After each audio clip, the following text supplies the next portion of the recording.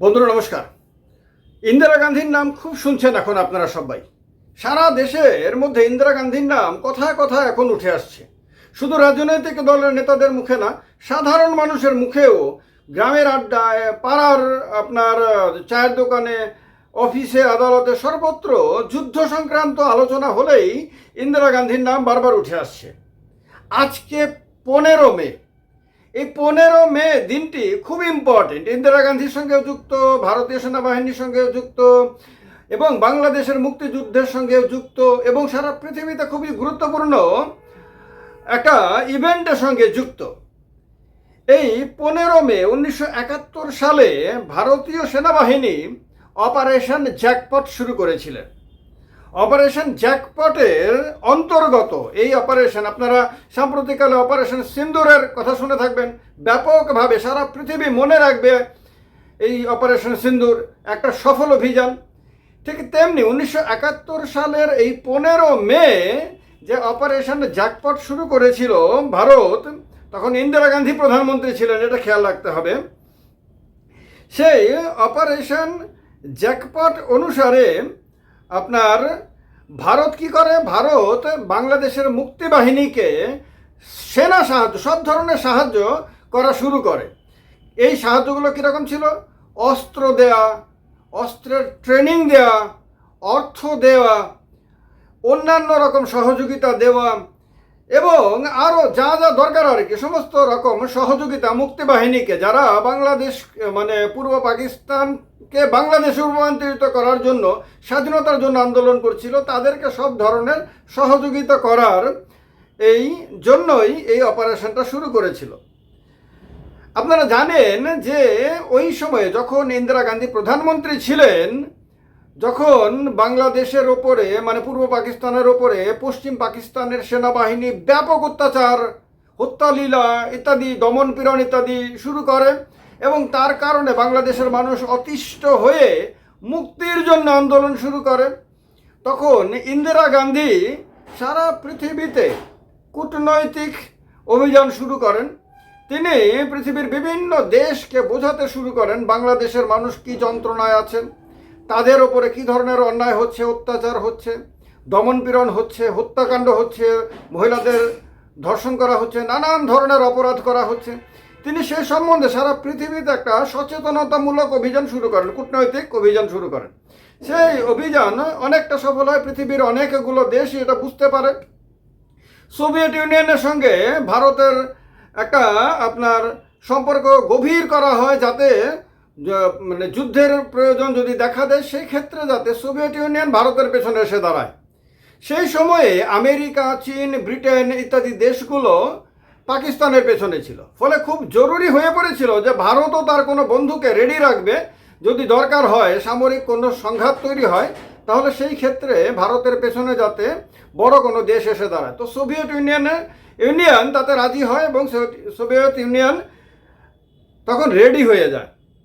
এই সমস্ত চলাকালীন সময়ে আপনার 3রা ডিসেম্বর 1971 সালে আপনার পাকিস্তানের বিমান বাহিনী ভারতীয় বিমান বাহিনীর বিভিন্ন ঠিকানাতে আক্রমণ করে। এইবারে আপনার ইন্দিরা গান্ধী এক মুহূর্ত চিন্তা না করে যুদ্ধ শুরু করে দিতে বলেন সেনাবাহিনীকে, এবং সেনাবাহিনী ঝাঁপিয়ে পড়ে। এরপরে এটা হচ্ছিল 3রা ডিসেম্বর। এরপরে 16 ডিসেম্বর, মাত্র 13 দিনের যুদ্ধে পাকিস্তানকে এমন শিক্ষা দেয় ভারতীয় সেনাবাহিনী প্রধানমন্ত্রী ইন্দিরা গান্ধীর নেতৃত্বে, যে 13 দিনের মধ্যেই পাকিস্তান সেনাবাহিনী আত্মসমর্পণ করতে বাধ্য হয়। পৃথিবীর ইতিহাসে একটা বিরাট সংখ্যক সেনা, 90,000-এর বেশি সেনা, তাদের অস্ত্রশস্ত্র সহ ভারতীয় সেনাবাহিনীর কমান্ডারদের সামনে আত্মসমর্পণ করে, প্রাণ রক্ষা করার জন্য ভিক্ষা প্রার্থনা করে। এটা পৃথিবীর ইতিহাসে একটা বিরাট ঘটনা। তো তারপর আপনার সঙ্গে সঙ্গে স্বাধীন বাংলাদেশের জন্ম হয়। এই যে ঘটনাটা, এই ঘটনাটার কথা এখন আবার সারা ভারতবর্ষে ব্যাপকভাবে আলোচিত হচ্ছে।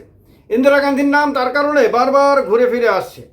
যুদ্ধবিরতি ঘোষণা হওয়ার পরে ইন্দিরা গান্ধীর নাম, ইন্দিরা গান্ধীর সময়ের সেই সাফল্যের কথা ভারতবর্ষের মানুষের মুখে মুখে চলে এসেছে। বিশেষ করে রাজনৈতিক দলগুলো খুব স্বাভাবিকভাবেই ইন্দিরা গান্ধীর সেই বীরত্বপূর্ণ ইতিহাসের কথা তুলে ধরে তার ক্রেডিট নেওয়ার চেষ্টা করছে। কারণ রাজনৈতিক নেতা মরে গেলেও মরেন না, তার ইতিহাস জীবিত থাকে এবং তার ইতিহাসের কারণে তিনি জীবিত হয়ে থাকেন মানুষের মনের মধ্যে। এই কারণে কোনো বড় রাজনৈতিক নেতা মারা গেলে পরে তাকে অমর রহে বলে স্লোগান দেওয়া হয়। অর্থাৎ তার ইতিহাস, তার কাহিনী, এগুলি তো আপনার মানুষ সহজে ভুলে যেতে পারে না।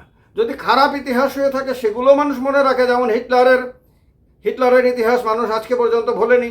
আবার যদি শ্রেষ্ঠ ইতিহাস হয় তাহলে মানুষ কোনোদিন ভুলতে পারে না। নেতাজি সুভাষচন্দ্র বসুকে হাজার হাজার বছর পরে মানুষ ভুলতে পারবে না।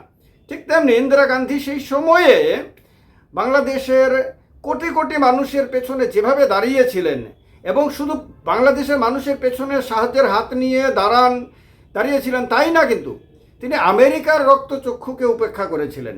তিনি আমেরিকা ছাড়াও পাকিস্তানের পাশে দাঁড়ানো চীন এবং ব্রিটেন তাদের রক্তচক্ষুকে উপেক্ষা করেছিলেন।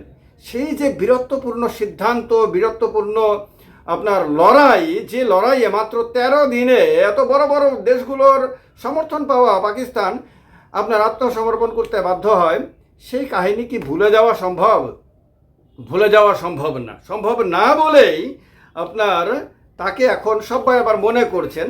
বাংলাদেশের শেখ মুজিবুর রহমান, যাকে মুক্তির মহানায়ক হিসেবে আপনার বাংলাদেশের মানুষ আজও স্মরণ করেন, তার মুক্তির জন্য তাকে তো জেলবন্দি করে রেখেছিল। মুক্তির জন্য কিন্তু ইন্দিরা গান্ধীরই প্রচেষ্টা সফল হয়েছিল। তো সেই কাহিনী আজকের দিনটাতে আবার তুলে ধরা খুব জরুরি। কারণ আজকে 15 মে, যেটা আমি আগেও বলেছি আপনাদেরকে, আবারও বলছি, এই 15 মেতেই অপারেশন জ্যাকপট শুরু করেছিল ভারতীয় সেনাবাহিনী। সেই অপারেশন জ্যাকপট একটা সম্পূর্ণ সফল অপারেশন এবং সারা পৃথিবীর ইতিহাসে চিরকাল মনে রাখার মতন একটা অপারেশন। সেই সফল অপারেশনের জন্য, যেমন অপারেশন সিন্দুরের জন্য, এই দুটো সফল অপারেশনের জন্য একসাথে আমরা ভারতীয় সেনাবাহিনীকে স্যালুট জানাতে পারি। আর অবশ্যই ইন্দিরা গান্ধীর সেই গৌরবজনক ইতিহাসকে আবারও স্মরণ করতে পারি। ভালো থাকবেন সবাই। ভিডিওটা যদি মনে হয় যে আপনাদের ভালো লেগেছে এবং অনেক গুরুত্বপূর্ণ তথ্য জেনেছেন এবং এগুলো আপনাদের কাজে লাগবে, তাহলে ভিডিওটাকে অবশ্যই লাইক এবং শেয়ার অবশ্যই করবেন। কমেন্ট করে কেমন লেগেছে সেটাও জানাবেন। ভালো থাকবেন সবাই। জয় হিন্দ, বন্দে মাতরম।